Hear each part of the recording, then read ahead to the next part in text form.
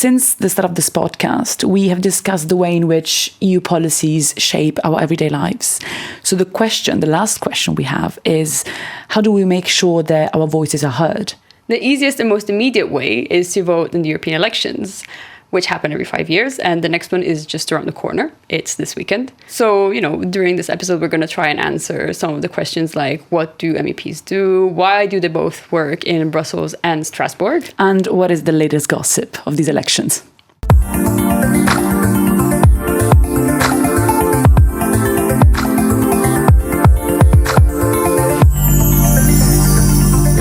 Hi, I'm René Bertini. And I'm Elena Pompei. And this is Getting There, a podcast by ENTR in collaboration with France 24 and RFI. We're two Italian journalists, we live in France and we work in English. And we're part of the first generation who could truly see what a united Europe looks like. We can move and work freely across Europe. We use one currency across almost every EU state. So we want to know what's next for the Union and how we're getting there. To get us started, maybe let's get back to the basics and say what the European Parliament is. So it's one of three major EU institutions. So there's the Parliament, the European Council, and the Commission. Right. So the Parliament has 720 MEPs. Actually, this year, for the first time, they've added 15. So it used to be 705. And it's elected by all of EU member states, which is a total of 373 million people, making it kind of like the biggest parliament in the world. It's only second to India's parliament. Fun fact. I did not know that. Also, it is the only EU body that is directly elected by the population. The Parliament is the legislative body of the EU. It doesn't write the laws. The Commission takes care of drafting them, but it's the body that takes care of suggesting changes, approving it, or rejecting it. Right. And when it comes to, I love saying this, when it comes to the Parliament, size does matter, because the amount of people that live in a certain country give the country right to a certain amount of seats in the Parliament. So, for example, Germany leads the pack with 96 seats in Parliament, followed by France and then Italy, and then the smaller countries like Cyprus, Malta, or like Luxembourg only have 6 seats each. Once elected to Parliament, the national lists of MEPs find other lists from other countries in Europe that have a similar political leaning, and they band together, let's say, and form parliamentary groups. As of now, the European Parliament has 7 parliamentary groups, and the group that gathers the most MEPs holds the majority. Right. So, for example, say you're French or a French resident and you want to vote for Macron's party.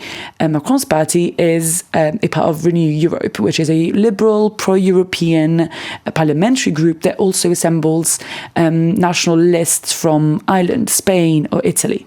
So once everything is settled and Parliament is in session, there's a bunch of things that MEPs can do. One of the main things that we were saying earlier is to pass laws. They can also amend existing laws that the Commission has proposed and send them back for redrafting. I think something that's also very interesting is that, yes, the Commission has to propose legislation, but the Parliament can, ask the Commission to propose the legislation. Mm-hmm. So it's kind of a, Yeah, it's one of those balance of power. Exactly. So speaking of the Commission, the Parliament is also the body that is charged with approving nominees for the position of Commission President. And not only the President, but also the other commissioners, which are, suggested by the EU Council, which is all of the EU's member states' heads of government. Yeah, exactly. And I think the Spitzenkandidaten, there's pool of candidates to the European Commission presidency is always such an interesting and debated subject because nobody really knows how. It's not very transparent, this process. And so, for example, Ursula von der Leyen wasn't really suggested by anyone, and then she ended up. Exactly. And then she ended up being elected. She's now running for a second term. But the democratic process isn't very clear. So it's very confusing to me. And it's a huge democracy issue. Another thing the EU Parliament does, which is very, very important, and which the states look at with a lot of interest, is passing the EU budget. Mm-hmm. So, managing how the money is spent and also monitoring this once it's distributed. Exactly. And then there's also kind of a relation with third, non-EU countries, right? Yeah. because the parliament takes care of negotiating trade agreements, treaties with non-EU countries or blocs. I've always found it very interesting how the EU Parliament has two headquarters. So you have the Brussels one, which is where they meet most of the time, to debate, amend and write laws. And then the other one, which is to vote the laws, is in Strasbourg. And A, it doesn't feel like the commute is very, climate friendly. And then B, I've always wondered if there's anything more than France being, please put something on stubborn territory, One of the recurring themes of this election is that it's quite an unprecedented one because it's the first election that we've had since Brexit. So there's one member state less. It's the first election since Russia's full-scale invasion of Ukraine, since the escalation of the Israel-Hamas conflict. So, the Europe that we are living in today is very different from the last time we voted 5 years ago. Right. And I think one of the biggest concerns is the rise of the far right in Europe. I mean, we've been talking about this, even before 2019, before last election. But I think now there's a very real chance that the far right could be the second leading force in parliament. I mean, I know this is more like of a gossip situation. But a couple weeks ago, Marine Le Pen from the Rassemblement National party in France, which is a far-right party in France, asked Giorgia Meloni, which is Italy's prime minister, to join the far-right parliamentary group of the ID. And this is because the AfD, which is the far-right German party, got kicked out. Shade. And it got kicked out because it became too far righty for the rest of the parliamentary group. And apparently a lot of elected officials went on to say that, but we can't be associated with them. Yeah, no, they were like, but the SS is not all bad and stuff. They were talking about Nazi Germany and saying that it wasn't all bad.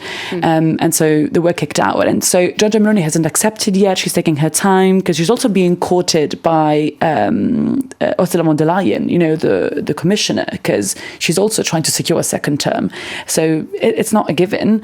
But it is true that if Meloni and Le Pen decide to join forces, then they would become, for one of the first times in history, the second force in parliament, because so far it's always been the EPP, which is the centre right party, and the SD, which is the centre left. So it would be a first. Yeah, it's mainly the more moderate forces. It's rare for the parliament to swing strongly one way or the other because it's the result of so many compromises coming together. Exactly. And something like this would have a huge impact on the kind of Europe that we have tomorrow. Because, for example, some of the policies that we've discussed in the past few episodes, say climate, gender violence, isn't something that would be a priority for such a majority. Migration, a stronger stance on migration maybe, but the priorities would be different. Security most likely. So it would completely change the balance of the parliament. Absolutely. So essentially, we're at a bit of a turning point. We don't really know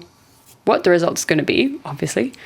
But every vote matters because it really is a situation that has not really presented itself before. And we know that in the last elections, in 2019, 50% of the European electorate didn't vote, they abstained. And it's so crucial that, always, but this year particularly, we vote and we vote wisely. Please do let us know if you enjoyed it. Write a comment or message us on Instagram. We're at en.entr. Thank you for being with us for our last episode, and we'll see you soon. This episode of Getting There was hosted by Elena Pompei and René Bertini, produced by Elena Pompei and René Bertini, filmed by Malvina Roux and Jed Briangui. Thank you to RFI for technical support.